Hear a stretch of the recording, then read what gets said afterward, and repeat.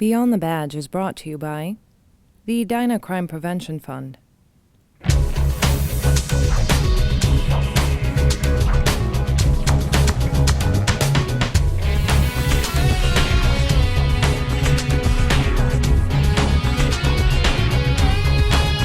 Welcome to Beyond the Badge, a program about the inner workings of the Edina Police and Fire Departments. Thanks for joining us. I'm Sergeant Brian Hubbard. Edina residents enjoy a high quality of living, part of which is due to a low crime rate and a responsive police force. Although property crimes comprise the majority of incidents in the city, Edina hasn't been unaffected by violent offenders. This month, Edina Investigates revisits one of the few homicides in the city's history, the 1975 death of St. Louis Park schoolteacher and Edina resident Margaret Hattel.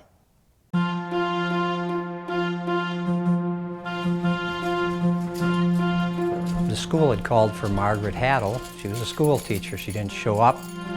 They asked the caretaker to check on it. When he did, he found her deceased in her own apartment, naked in the bathroom, blunt force injury to her head a couple places, and stabbed in the chest. And the door, was closed but unlocked.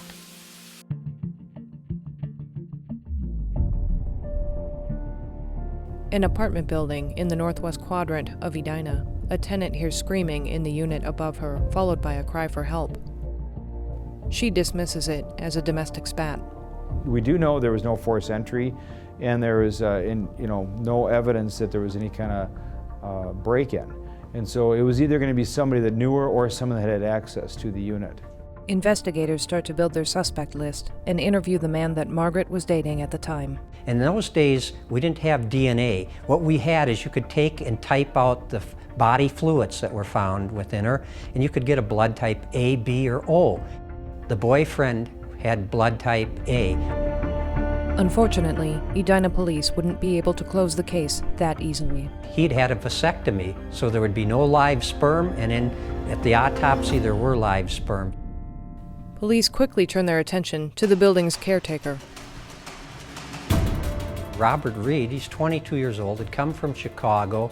He got off work at 5 in the morning or 4:30. He was a prime suspect because of the proximity and all the time lines. Thought he could be involved. Not only did Reed have access to the apartment, but he and his wife went on a double date with Margaret and her then boyfriend. There was a social connection. He was calm, collect. We had him polygraphed, and he passed that with flying colors. So there, at that stage, Robert Reed was out of the picture.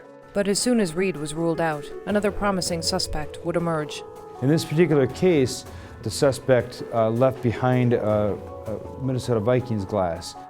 The victim was a Vikings fan, but nobody that knew her had ever seen these glasses in her apartment.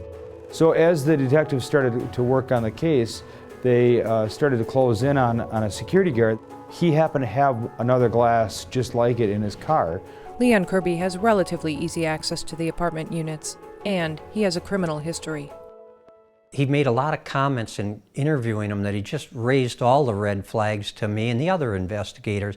And I interviewed him and questioned him, and I was suspicious right up almost to the end that he was the culprit in this case. He doesn't remember where in the building he was at the time of the murder, and he's planning on quitting his job in a couple of days. We were getting all kinds of little circumstantial evidence that really looked bad for him. But circumstantial evidence isn't proof. Until investigators find something more substantial, the interviews continue. How we investigated crimes in the 70s, the 50s now changed quite a bit, and the technology's improved, but it still comes down to old-fashioned police work as just getting out and talking to people. What do you think happened? What did you see? What did you hear? Fortunately for police, someone did hear something. 2 women that managed the apartment complex came forward with some information. And they had contacted the chief of police something about they wanted to talk to me. And it was basically that Robert Reed had been over to their apartment visiting with them, and he was intoxicated, and he was making some odd actions and statements to them. And I read in a report, and I don't totally recall it, that he said something, "Did you do it?" And he said, "I did." June 26, 1975, investigators head to Robert Reed's apartment with enough for a probable cause arrest, but not enough hard evidence to link him to Margaret Hattel's murder. Police need a confession, or it's over. He was uneasy. There's 4 people there, and believe me, I wasn't as experienced as I am now or after years, but he was hesitant, nervous, and I just knew it. I said, you know, Robert, would you mind talking to me alone? And we went into the back bedroom. I used scenarios, what could happen, and different ones till I saw a look on his face, and he kind of unfolded his arms like I'd hit the right scenario. I don't believe it was the true thing that happened, but it gave him an excuse, and finally he confessed little by little. Robert Reed claimed that he was having an affair with Margaret Hattel, and that she was threatening to expose the affair to his wife. Police, however, are skeptical, and they believe another story. At some point he preyed on her. At some point he tried to control the situation. What his excuse is later, he repeatedly lied over and over. At what point can you believe him anyways? He slipped the key in there, came in, surprised her.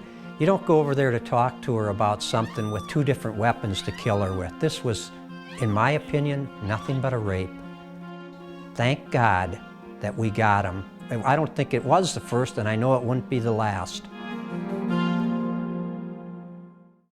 Robert Reed initially entered a plea to third-degree murder, but a Hennepin County District Judge rejected the plea, stating the facts of the case supported a first- or second-degree murder charge. Reed was eventually found guilty of second-degree murder and served 12 years in prison.